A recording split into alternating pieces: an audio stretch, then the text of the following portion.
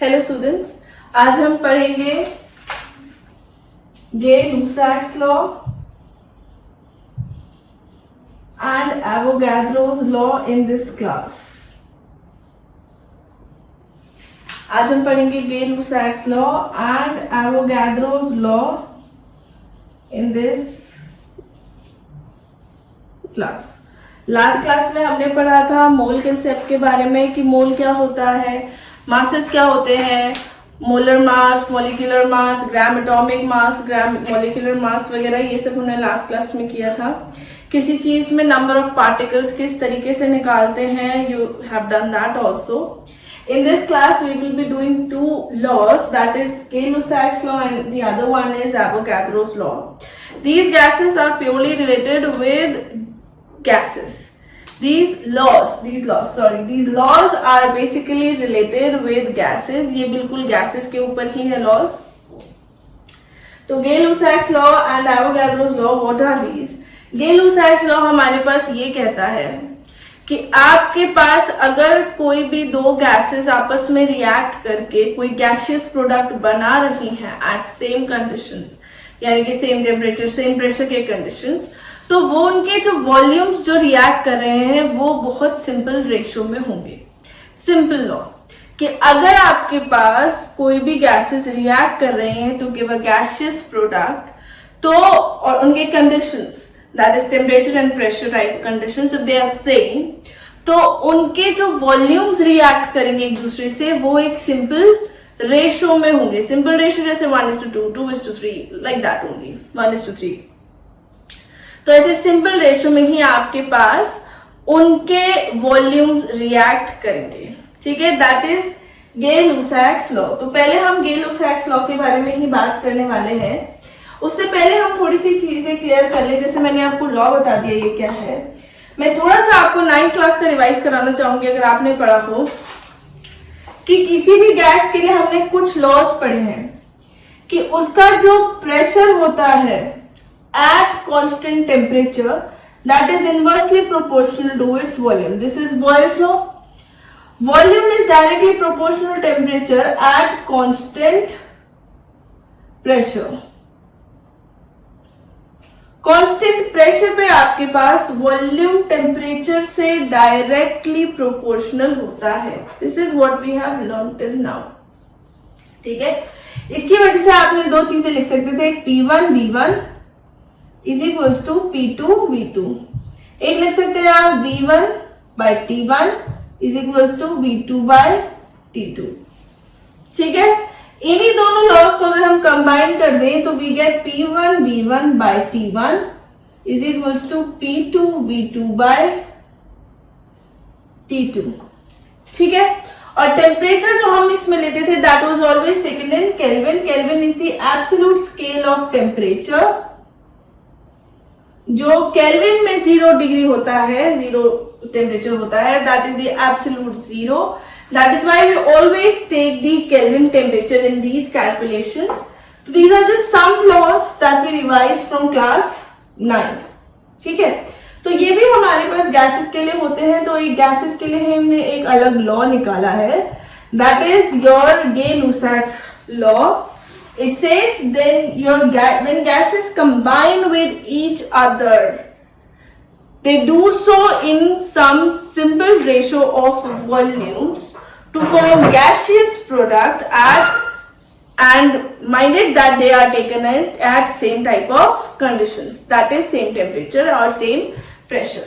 जैसे मान लीजिए मैं आपसे ये कहूं कि मेरे पास कार्बन मोनोऑक्साइड है, ये ऑक्सीजन गैस के साथ रिएक्ट करिए टू गिव CO2। ठीक है, तो ये मेरे पास इसका वॉल्यूम इसके साथ जितने वॉल्यूम के साथ रिएक्ट करेगा वो बहुत सिंपल रेशियो होंगे। And you will be interested to know these volumes are basically like आप कितना इसका स्टोइचियोमेट्रिक कोफिशिएंट ले रहे हैं, like these coefficients whatever you will be taking, ये जो इनके कोफिशिएंट्स होंगे। अगर हम इस रिएक्शन को बैलेंस करें so this reaction becomes this. ठीक है, तो ये जो आपने कोफिशिएंट लिया है इसका जो 1 है, ये ही इनके वॉल्यूम का रेशियो होगा कि कितने रेशियो में, कितने वॉल्यूम के रेशियो में ये रिएक्ट कर रही है। यानी कि 2 वॉल्यूम्स अगर हम CO के लेंगे तो वो ऑक्सीजन के 1 वॉल्यूम के साथ रिएक्ट करेगी, to give 2 volumes of CO2. This is Gay-Lussac's law कि अगर हम सेम टेम्परेचर प्रेशर की कंडीशन, सेम कंडीशंस अगर हम ले रहे हैं तो आपके पास गैसेस जो कंबाइन करेंगी वो सिंपल रेशियो के फॉर्म में उनके वॉल्यूम्स कंबाइन करेंगे to give you whatever the product is, and the product will also be in simple ratio of volume. ठीक है, ये law is only valid for gases, it is not valid for solids और it is not valid for liquids. ये इनके लिए इसलिए valid नहीं होता क्योंकि सॉलिड और लिक्विड का हम जो वॉल्यूम लेकर के चलते हैं दैट इज नेग्लिजिबल. तो हम 0 वॉल्यूम उनका लेकर के चलते हैं, तो हम उनके वॉल्यूम को नहीं लेते. गैसेस के लिए वॉल्यूम एक बहुत इंपॉर्टेंट क्वांटिटी बन जाता है apart from temperature and pressure. ठीक है, जनरली जो हम टेम्परेचर और प्रेशर की कंडीशन लेते हैं वो हम लेते हैं STP. STP stands for standard temperature and pressure. So STP stands for standard temperature and pressure. तो standard temperature क्या होता है आपके पास 0 degree Celsius and 1 atm pressure. ठीक है, so in this you will be having temperature 0 degree Celsius and pressure will be 1 atm. The other condition is NTP. It is normal temperature and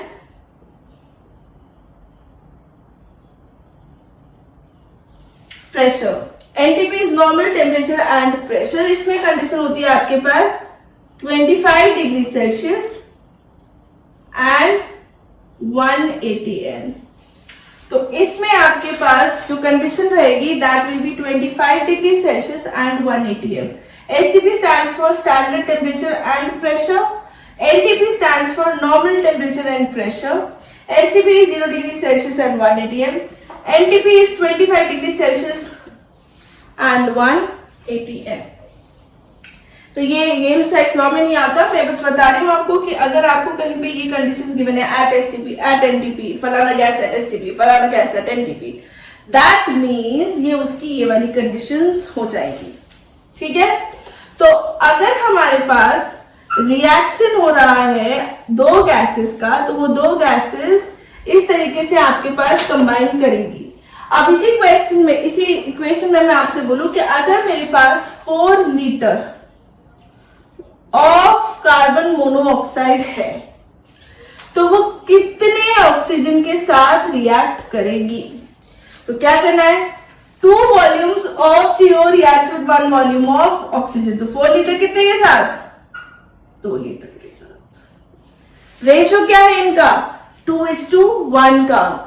volumes कैसे कर रहे हैं combine, 2:1 के ratio में. तो हमारे पास 2:1 के हिसाब से अगर मैं 4 लीटर लूंगी, इसका मतलब है ऑक्सीजन के मुझे 2 लीटर्स लेने हैं. ठीक है, अब मैं आपसे बोलूं कि CO2 का कैसे देखेंगे, तो CO2 के क्या है 2:2, यानी कि 1:1 का रेशियो है इनका, 1:1 का रेशियो है. यानी कि if I will be taking 4 litres of carbon monoxide, I will be getting 4 litres of carbon dioxide at that condition. ठीक है, उतना मुझे कार्बन डाइऑक्साइड का वॉल्यूम मिलने वाला है. So this is your Gay Lussac's law. हम इसके ऊपर बेस्ड अभी क्वेश्चंस भी करेंगे कुछ. Now the another law regarding gases, what we are going to do is Avogadro's law.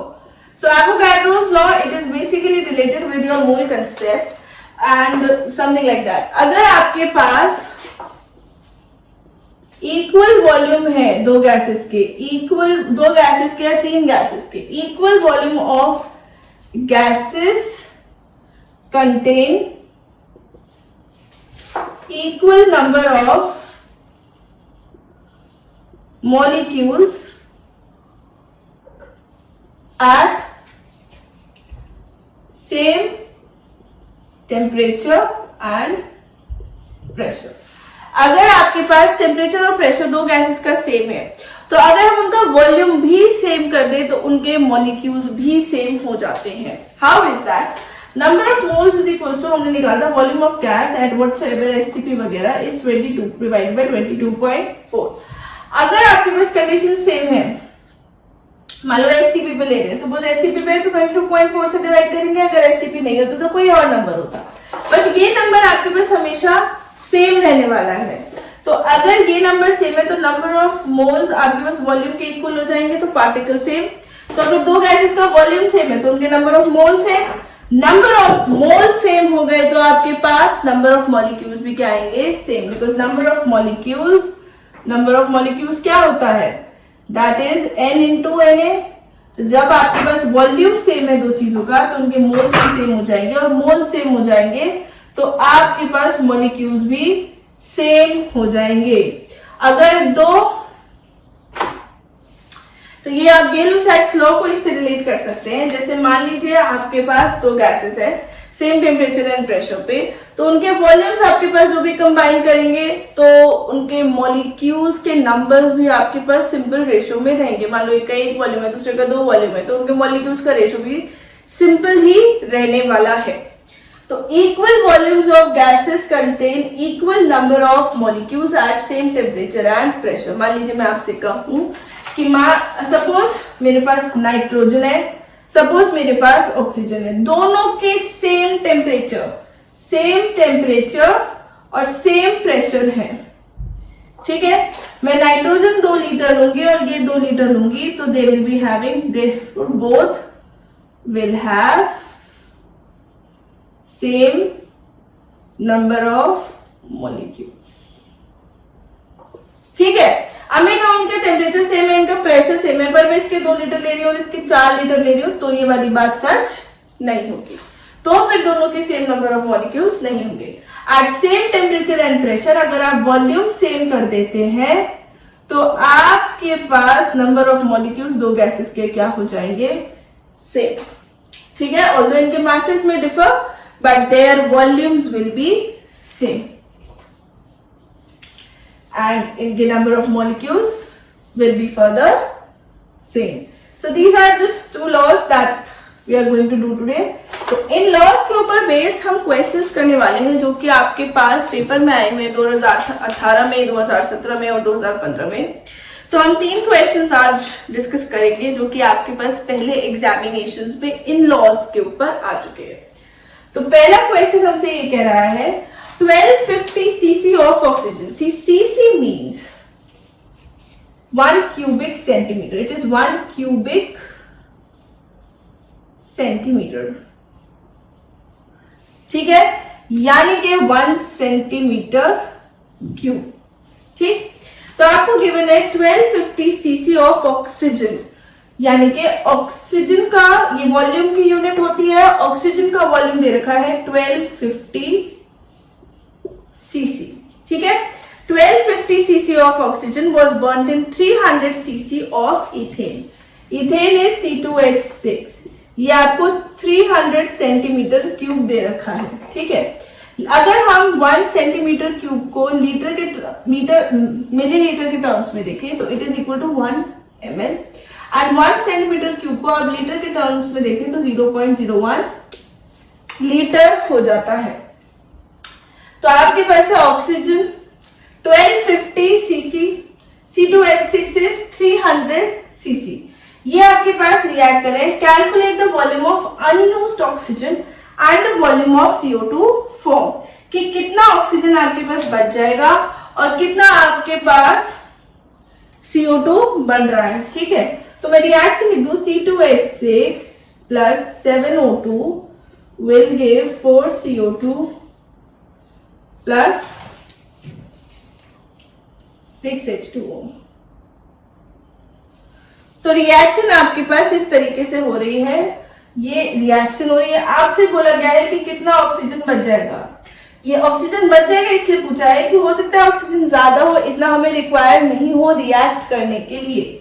दो C2H6 यानी कि 2 volumes of C2H6 react with 7 volume of O2 to give 4 volume of CO2 and 6 volume of H2O. It is their ratio 1:3.5, 2:7. ठीक है. अब अगर मान लीजिए 300 centimetre cube है, therefore 300 centimetre cube of C2H6 will react with 7/2 into 300 cc of O2. ठीक है, क्योंकि रेशियो इसका क्या था 7:2 का, इनका वॉल्यूम का रेशियो क्या है 7:2 का. तो अगर मैं 7 वॉल्यूम्स 2:7 का, तो 2 volumes of C2H6 react with 7 volume of O2. तो हम क्या करेंगे 300 centimetre cube is equals to this. ठीक है, आप इस तरीके से करेंगे. फिर उसके बाद में volume of O2 left will be equal to 1250 minus this 7/2 into 300. ठीक है, इतना आपके पास सेंटीमीटर क्यूब में ऑक्सीजन रह जाएगा. इनका रेशियो था 2:7 का, तो यहाँ पे ये उल्टा हो गया क्योंकि 2 वॉल्यूम्स, या आप ऐसे मान लीजिए कि 2 cc of C2H6 reacts with 7 cc of O2. ठीक है, जो भी आपके पास वॉल्यूम की टर्म आपको क्वेश्चन में गिवन हो, आप उसके रिगार्डिंग इसे चेंज कर सकते हैं. मान लीजिए लीटर में होता, क्योंकि ये वॉल्यूम्स का रेशियो है तो आप सेम यूनिट रखेंगे तो वॉल्यूम सेम ही रह जाएगा. तो दोनों का वॉल्यूम आप सेम यूनिट्स में ले रहे हैं. It is merely a ratio. ठीक है, अब आपसे पूछा गया है अगर कि find the volume of CO2 formed. ठीक है, तो वॉल्यूम ऑफ CO2 कितना हो जाएगा 2 volumes of C2H6 gives 4 volume of CO2.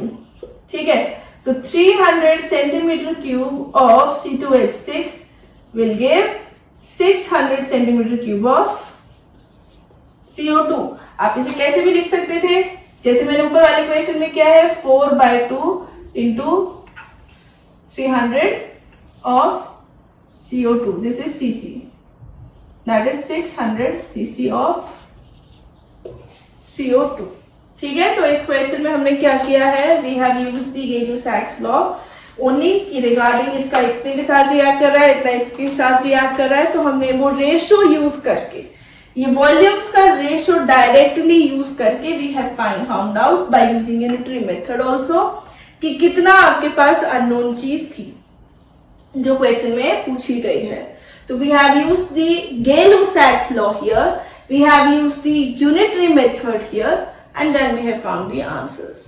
तो ज्यादा कुछ यूज नहीं किया है हमने, बस कितना इनका वॉल्यूम का रेशियो था, that was only the ratio of the coefficients in the reactions.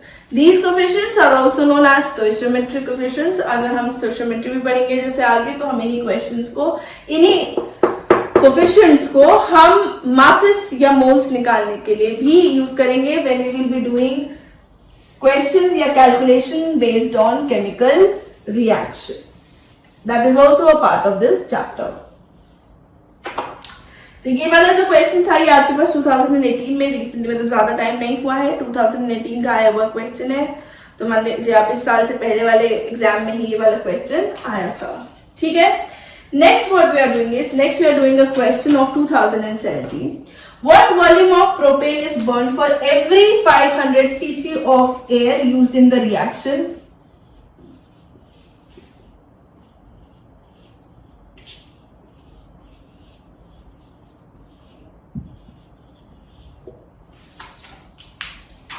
Question आपसे ये कह रहा है what volume of propane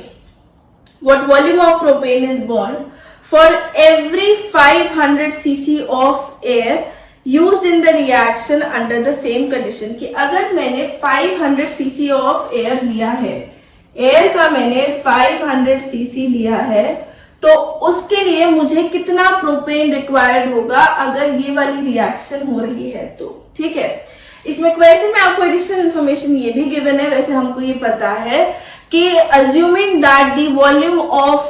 assuming that oxygen is 1/5 of the volume of air.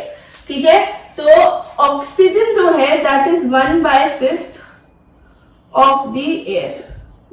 ठीक है, तो volume of oxygen will be 1/5 of volume of air, यानी कि अगर मैं 500 सीसी बर्न कर रही हूं एयर का, तो उसके अंदर ऑक्सीजन कितना है 100 सीसी।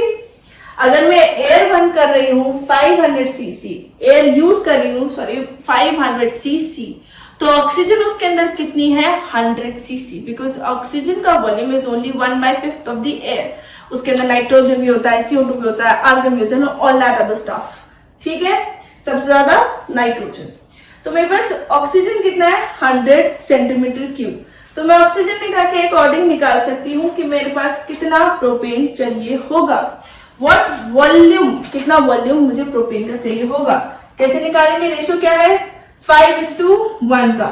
तो 5 volumes of O2 react with 1 volume of C3H8। अब यहाँ पे नोन क्वांटिटी जो है हमारे पास वो ऑक्सीजन है, जो भी नोन होता है उसे हमें LHS पे रखना है और जो अननोन है उसे हमें RHS पे रखना है। तो नोन में हमने ले लिया 5 वॉल्यूम्स ऑफ O2 और अननोन में आपने ले लिया C3H8, यानी कि 100 सीसी ऑफ O2 कितने के साथ 1/5 इंटू 100 सीसी ऑफ C3H8, यानी कि 20 सीसी ऑफ C3H8। इतना volume of propane will be required for every 500 CC of air that you are using for this reaction, because उसके अंदर ऑक्सीजन 100 सीसी है और ऑक्सीजन 100 सीसी को 20 सीसी ऑफ प्रोपेन ही चाहिए, 5:1, ठीक है। जो भी इसका कोफिशिएंट नहीं लगा हुआ है इसका मतलब इसका कोफिशिएंट क्या है हमारे पास 1, ठीक है। So this is a question of 2017.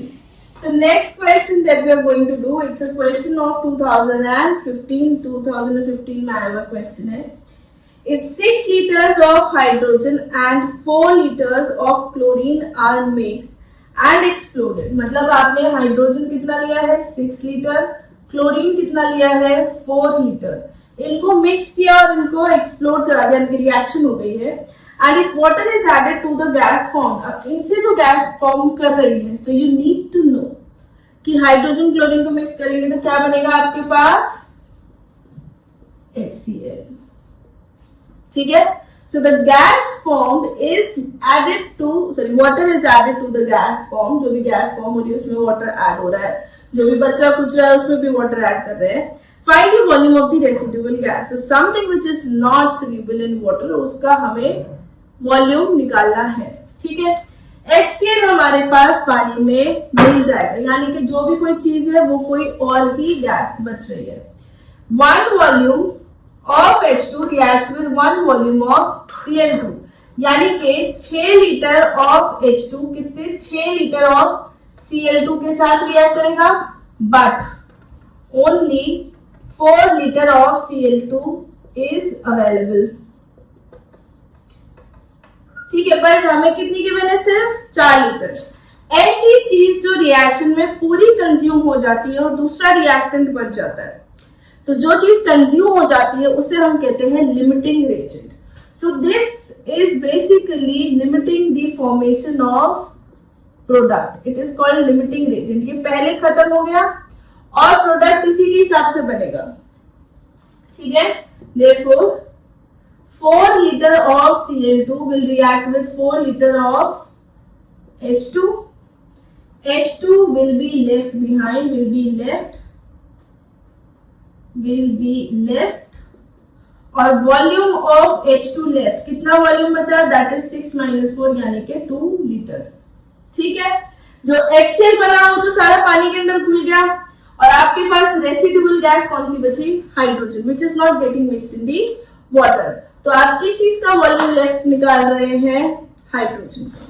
So this is a question of 2015 related with Gay Lussac's law and Avogadro's law. Basically आपको यही यूज करना है। All you need to do is कि आपको वॉल्यूम का रेशियो देखना है, जो कि कोफिशिएंट्स हैं उनको बैलेंस करना है, and then you have to apply unitary method. Please try to do more questions of this topic, and if you are facing any problem तो आप मुझसे पूछ सकते हैं। और जब भी आप क्वेश्चन सॉल्व करते हैं प्लीज यूनिट्स पे बहुत अच्छे से ध्यान दें कि आपको क्या चीज पूछी गई है। जैसे ये चीज जरूर मैंडेटरी होती है कि आप यूनिट्स मेंशन करें, जैसे लीटर्स है या सीसी है, आपको क्या चीज गिवन है और आप आंसर किस यूनिट में निकाल रहे हैं। And whatever answer you are writing you need to mention the units also, तो प्रॉपर हो जाता है आंसर, एक थोड़ा सा लॉजिकल रीजनेबल लगता है आंसर अगर आप यूनिट्स भी लिख रहे हैं तो। ठीक है, सिर्फ 2 लिख के छोड़ देंगे तो दैट इज नॉट गुड, आपके मार्क्स भी कर सकते हैं। भाई 2 क्या चीज, what is 2 litre, 2 cc, whatsoever. So units are also very important in these types of physical chemistry chapters. So try to do as much as question